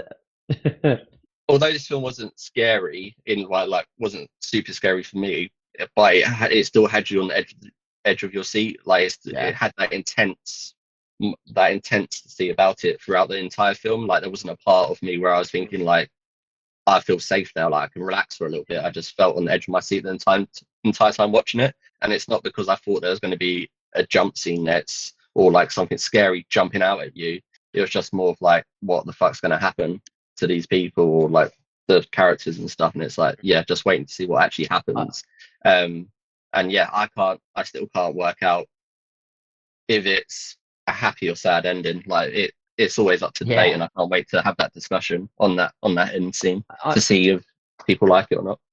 I'm also really excited to see like what this director does for two things as well. I'm looking forward to that as one, and then two, I'm also excited to see when it widely releases because at the moment it's got only like 80 reviews. When it gets its full theatrical release, I imagine it will stay within the 90s. I'd be shocked if it goes any lower. But yeah, it is just a gem. The other observation I'd make, I thought last year, just as a general year for movies, was really good. This year, though, fucking hell, we are. If the second half of 2025 lives up to the first half, this could be one of the greatest years of movies that we've had in years. Like just the level of quality that are going into movies, particularly horror movies. They're not just the normal. You know, I think we've done that so much with horror movies that it is really hard to do something different with the genre. But like with Sinners, and I feel like I'll go back and rewatch Sinners and probably appreciate it more than my original review. But generally, I'm just loving like genres and movies that are doing things that you don't expect. And Together's another prime example of just taking the conventional horror tropes and doing something completely different with it. So it's a great time. They've definitely smashed horror out the park this year because when I think of horror, I always think like, when we start getting towards September, October, we'll start getting some decent horror films to go watch. And it's like July, and you're getting like, we've got Weapons coming out next week, and like I said to Stephen, like I think I'm looking more excited to watching Weapons than Together.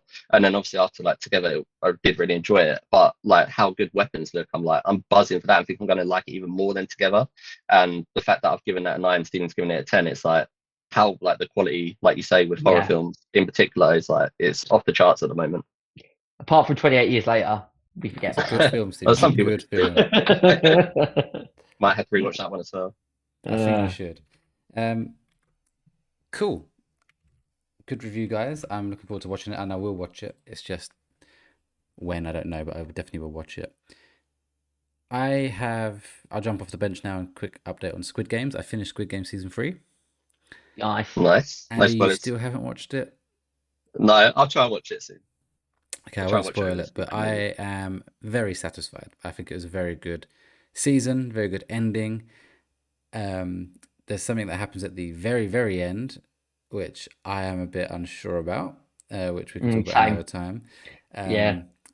But in general, as a whole, I loved it. What I will say is there's like kind of 3 different kind of stories or like parts to this season.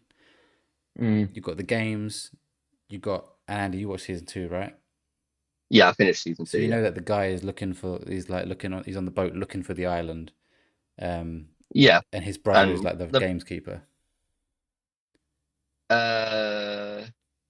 You definitely know that because that happens in season 1. But that story is going on, and then there's a new storyline in. Actually, no, it wasn't season 2 as well. But there's another storyline in season 3 going as well. the part I got up to was, and obviously spoiler for anyone that hasn't watched season 1 and 2, where you find out the guy that's in charge of the boat, basically. Yes. He's like taking them. Yes. He's obviously involved somehow. I don't know exactly how. He's basically just killed someone. Yes. Who caught him. Yeah. So that storyline continues, and then there's a third storyline.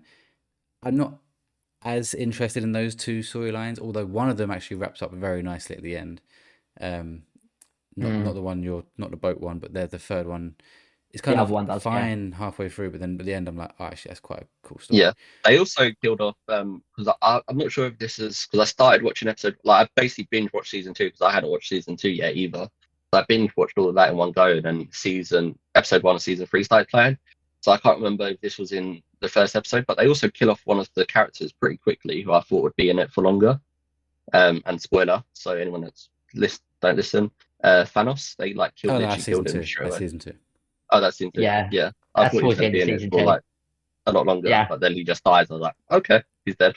Yeah. But the games in season 3 and season 2, obviously, but the game side of it and like the main character's story is just amazing. And this season is fantastic.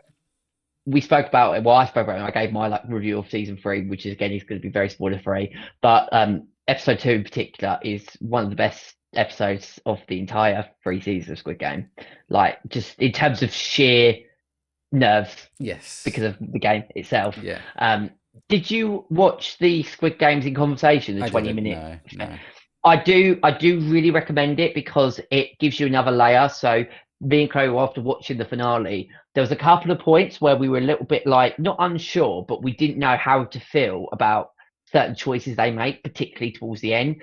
But watching that interview that is played up with the creators and the 2 main actors of Squid Game does give you more perspective and also gives you a bit more about the other ending that you just mentioned.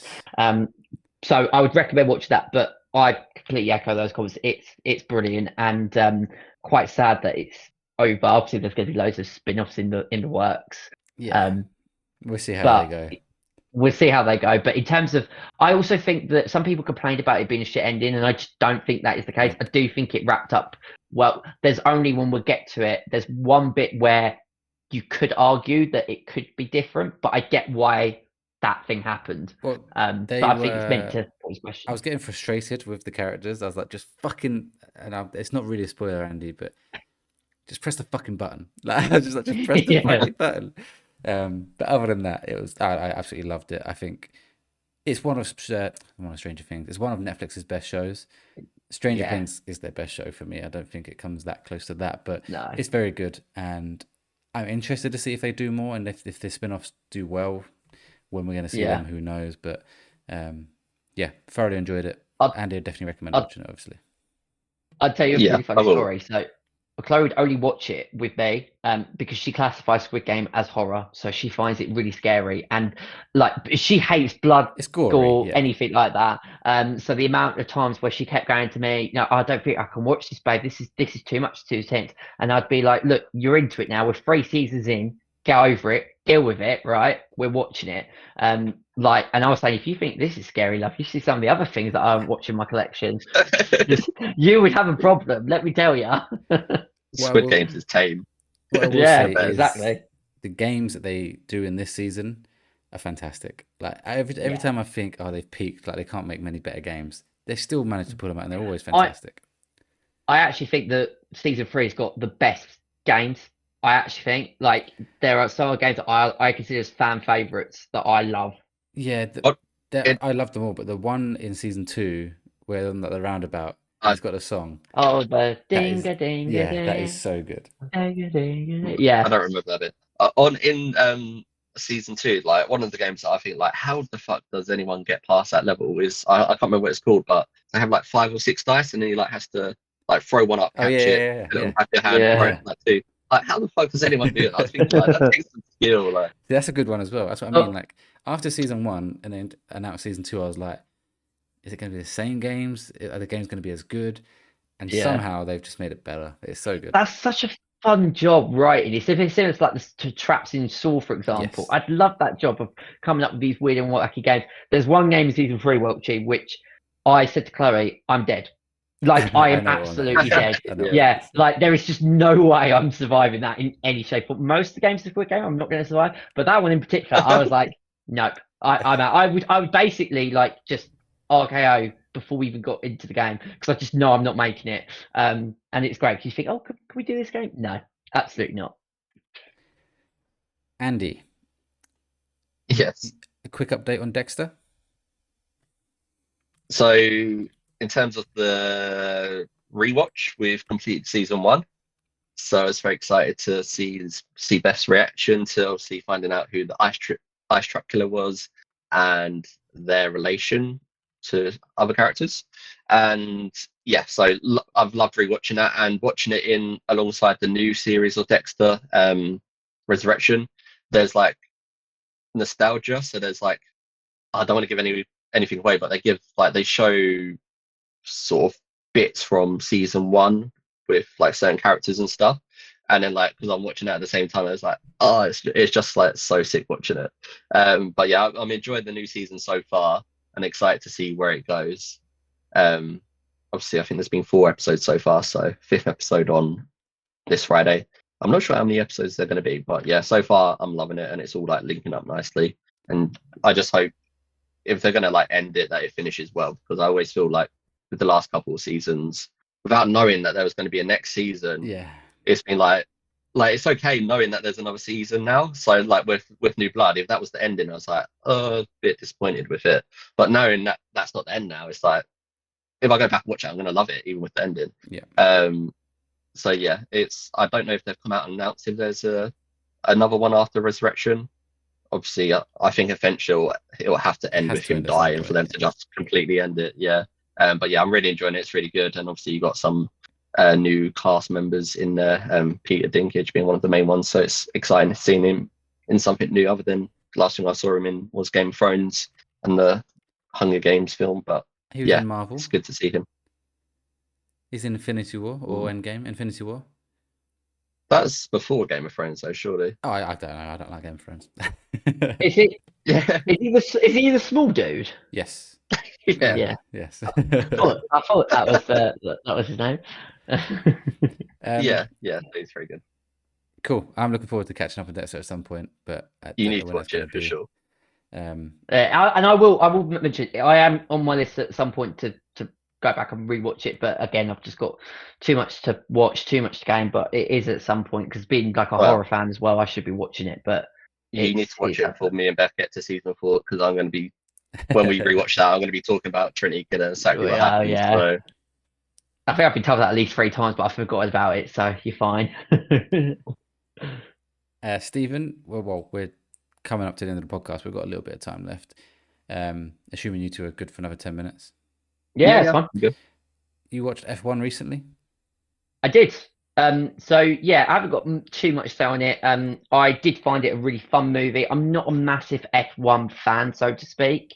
So I know that there are people that watch the Grand Prix races sort of like every Sunday. Like my other mates are like, oh, we love F1 and we feel like the movie's going to get you into it. It's not, but I found it really fun. It had some solid set pieces, like the POVs when Brad Pitt is actually in the Formula One, like racing, because it takes you throughout the course of the movie on an actual Grand Prix. So you get like 7 or 8 different races building up. So that was quite intense. And it had some moments like similar to what Top Gun Maverick does, where you're on the edge of your seat, you're tensing up because just the way that they're doing it is really good.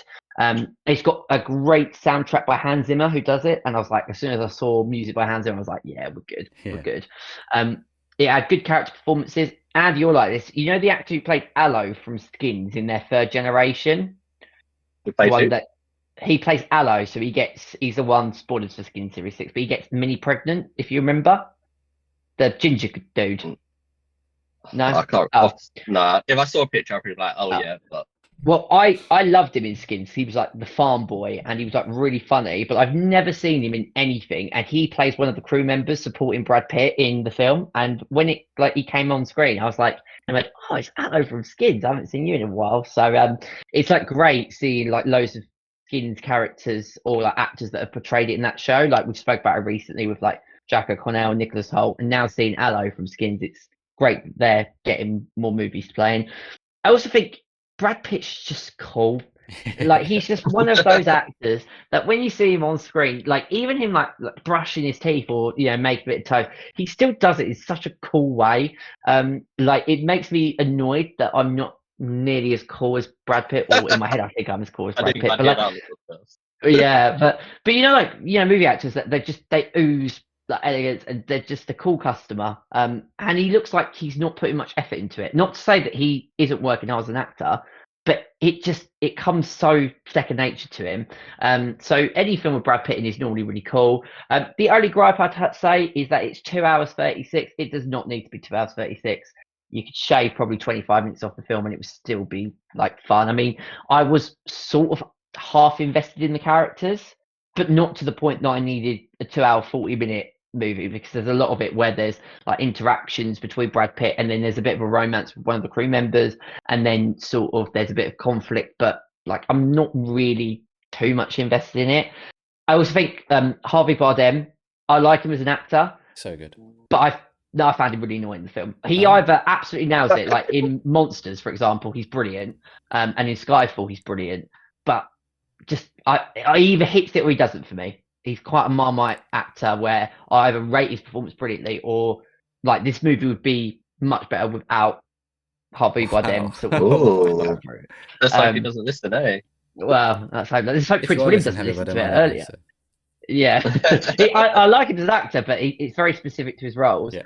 As I said, also with Prince William, because if Prince William's listening to this, we want to like execute his kid to save the planet. So let's hope he's not listening.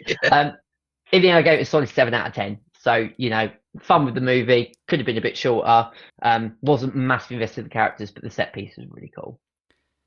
Anyone who skipped our spoiler talk has just heard us talking about executing Prince William's son. Who's so confused. So confused. Cool. Do you want to give it a score? Yes, I'm just a 7 out of 10. 7. Cool. Yeah, solid. Basically, it's not getting in your top 10. Well, it's going to be 10 out of 10s by the end of the year. I think it is. Yeah, definitely. Cool. The only other thing I've been watching is, obviously, after finishing Squid Games, me and Tay like, what we're going to watch now. I joked and said, let's watch Stranger Things again for like the third time, but I'm not doing that. We are watching Inbetweeners. Hey! Obviously, we watched it before, and I've seen them multiple times, but not for a long time. We finished season 1 today. And it's hilarious, obviously. There's lots of funny moments. But we started season 2 as well. And episode 1 of season 2 is pure, it is gold. It is the best episode already by far. I was crying tears. It was so funny. It's the one from memory where they go on a school trip and they're on a boat and there's a fish, all that stuff. It's just, that second half of that episode is unbelievably funny. I think what is great about that is that it's the episode that all 4 of them have got a central point where something happens to each of them. Yes. I just love, like, Will gets so angry because he wants to get with that Lauren girl. Yes. And then, how do you remember the names of these people, Stephen? That memory is insane. How do you remember? I watched it just then, I couldn't remember until you said it. But sometimes my memory, like, I can't remember. Like, I was struggling with some of those Fantastic Four, but you talk about Inbetweeners, and it's just like there. She's in it one episode, and you remember her name. Yeah. Chloe literally says her says to me, it's like, does your brain like a human encyclopedia, but only works on demand? And I'm like, wow. But there's like a moment where him and Simon are talking, like they're eating toast outside with the birds, and they literally goes, "Are you all right with Laura?" And he goes, "Yeah, I've not got a problem." And he's like, and it's like, your memory is I insane. just love that's insane that you remember that scene, because that's not even the funniest scene, but you remember it. Any time that Will gets angry just makes me laugh, because it's just like that whole ball of emotion. And then when you were talking about in between this, like some of the moments in season 1, like with him and Charlotte, are just dynamite, absolute dynamite. Loved Inbetweeners. This was the episode where on the boat, Jay gets scared of the fish and pulls a flare up. And Will goes, "What the fuck are we going to say? Help, we caught a fish." So he says, doesn't he? He goes like, "Oh, let's get the sea police out and say what? Help, we caught a fish. But we're in the harbour." It's like... And then I think one of them says, I think Neil says, "Oh, we can eat it now," because he beats it. He beats the fish to death. And he says, "Oh, we can eat it now." And Jay, like, instantly and like with perfect delivery, says, "I'm not eating that. It come from the fucking sea." I was literally, when like, you're laughing so much at what someone had just said, and then they do another one, and it just I was just. And to top it all, it's like Jay's purifying. bullshit when he tries to like get with the ice cream lady. She's like the Oh, elderly yeah. woman. And then like she goes, "Oh, we're just throwback, you know, went out with my mate. We went to Capella, we went to Africa." I was That's like, it. I "You was think gonna you can say. throw us the bullshit for 5 minutes while I try to figure out how to not die at sea?" So fucking funny. So I'm looking forward to watching the rest of that, and we're gonna watch the movies after watching all 3 seasons. Yeah. But that's what I've been watching. We're going to watch Quake for next week's podcast. And I'm going to try and watch another film hopefully before then as well. Anything else you do want to quickly talk about before we go? Is Quake the Quake Q. Q. We're doing Q for the okay. our A to Z podcast. I need to, I'll make sure I watch that. I've only got on Friday night when Chloe was sleeping, I rewatched Barbarian in preparation for Weapons. Just very quickly. Oh, hang on. Why? Do I need to watch Same Barbarian? director. No, same fine. director. I don't care about that. Yeah. Sorry, what? I thought I had to watch Barbarian to watch Weapons. No, I watched it because it's from the same director. Yeah, so I just wanted to rewatch the works. I'm sorry about that. I forgot about the movie though, so it was great rewatching. It goes down a different route halfway through. It's haunting, creepy, and gory. And if I was going to rate that now, that would be like an 8.5 out of 10. And then the only other thing, me and Chloe spent the weekend watching loads of Netflix documentaries. So we watched the Gabby Bettino documentary, the Travis Scott disaster at Astroworld, which I can't believe how bad that was. Yeah, Didn't know the extent of that. I'm a fan of, was a fan of his. So I kind of didn't see it happening. I wasn't there, but like the day after, it was breaking on my like socials. Well, I quite like Travis Scott, but after watching that documentary, my opinion of him has massively decreased. Like the way that he handled himself after that event and didn't take any accountability, I thought was disgusting. We also watched the Bloom Boy story, which I don't know. I'll speak to Andy about it. But I don't know, Welch, if you're aware of this, where it's the family where they build like a UFO hot air balloon and I saw that tell on Netflix, everybody that their kid has gone up, and then it turned out to be a massive hoax. Yeah. We also watched the Real Project X documentary, so a lot of the train wreck ones we're watching. Which I didn't actually particularly like the documentary. If it was a bit of a waste of time, but the story was interesting. And then I told Chloe to rewatch the attack on Wembley, the documentary about the Euro 2020 final and how everyone I'd watched it twice. So we just basically watched the whole weekend of just bad stuff happening. But they were all they were all pretty good documentaries though. The Travis Scott one and the Gabby Bettino one were insane. And I also got Chloe to finish Don't Fuck with Cats, that documentary on Netflix. That's one of their best ones. Which is, she stopped watching it because she got too scared. And also she cried when the animal... The best bit that I'll say, right, is that she was absolutely fine with the June Lin guy getting, basically murdered, tortured, and then put on the internet. Not fine, but it didn't faze her.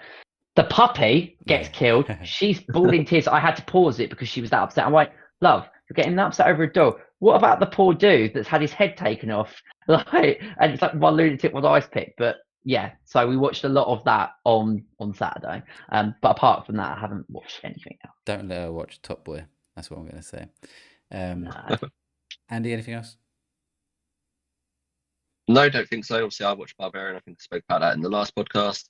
The only other thing that I have seen, and if you want me to talk about it, was Jurassic World. But I also think Stephen's going to go watch that tomorrow. So I'll watch that tomorrow. Yeah. Obviously, spoil anything for it. Yeah, we might as well do it next week then. Cool. Well, that is going to be it for this week then. Before we go, Andy, do you want to let everyone know where they can follow you?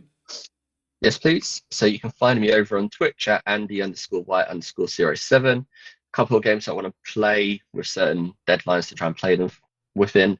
And also over on Instagram, TikTok, Facebook, and YouTube at AB Collectibles or AB Collectibles 24. And if you like anything to do with Funko Pops, then you'll probably like what's on those channels. Thank you very much. And Stephen, where can people follow you? Yeah, just on my TikTok at DJ Backwards, there's going to be some football videos coming and some other bits and pieces that I'm up to. And on my YouTube on the same name, where you can watch the 24-hour gaming stream that we did in fall. If you want to see any of the best bits or just go back and rewatch it, all those videos are on my YouTube channel as well. Thank you very much. Cool. Thanks again for tuning in to the Late Night Movie Podcast. If you enjoyed the episode, give us a follow, leave a rating, and tell a friend about us because word of mouth goes a long way. You can follow us on all social medias with the handle at the LNG Pod, and be sure to join our Discord community using the link in the podcast description. Next week, we are reviewing Quake, which is a Norwegian film, which is part of our A to Z thing. We've not done that in a while. The last one was Pearl, by the way, which feels like a long time ago. Yeah. So we're doing Quake. So if you're playing along, that is available in the UK at least on Amazon Prime. I had a quick look at it, and it is in Norwegian language, but it's obviously English subtitles, and from what I could tell, they're fine. So yeah, if you're playing along, obviously watch that before next week's podcast. We were recording that on Sunday, I think. Yeah, recording it on Sunday, the 3rd of August. So if you want to get your comments in for us to read out, then obviously do so before the 3rd of August. Until then, I've been your host, Welchy, and my guests have been Andy. Yeah, been a pleasure as always, guys. It's been a very interesting debate on, well, not debate, we're all aligned with our thoughts on these films. So yeah, it's been a fun conversation. So yeah, can't wait to see Avengers Doomsday next year. It's a long way away. And also we've had Stephen. Yes, thanks guys, been a pleasure as always, and looking forward to the next one. Thank you all for listening, and we will see you next week.